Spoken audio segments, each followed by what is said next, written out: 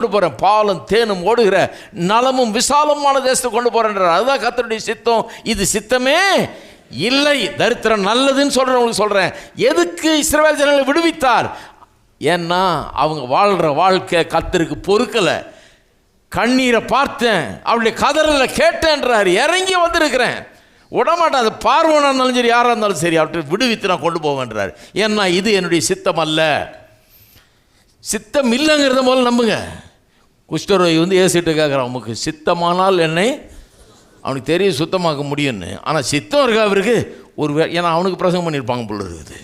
கர்த்தர் உனக்கு ஏதோ ஒரு நன்மைக்காக இதை கொடுத்துருக்கிறார், நல்லா யோசித்து பார்.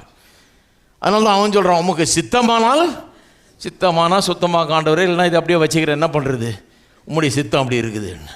அவர் சொல்கிறாரு, கொஞ்சம் கூட யோசிக்கல பாருங்கள், டக்குன்னு சொல்கிறாரு, சித்தம் உண்டு சுத்தமாகுன்றாரு. நான் சொல்கிறேன், நீங்கள் பொருளாதார தரித்திரத்திலிருந்து விடுதலை ஆவது அவருக்கு சித்தம், பரிபூர்ண சித்தம். அவர் இறங்கி பார்வோனுடைய கரத்திலிருந்து பலத்த கையினால் விடுவித்தது போல கடைசி முறையாக கல்வாரி சிலுவையில் இயேசுவை அனுப்பி கல்வாரி சிலுவையில் மரிக்க செய்து பாவமாக்கி சாபமாக்கி அவரை கொன்று அவருடைய ரத்தத்தை சிந்தி இந்த மீட்பை நமக்கு ஏற்படுத்தி கொடுத்திருக்கிறார்.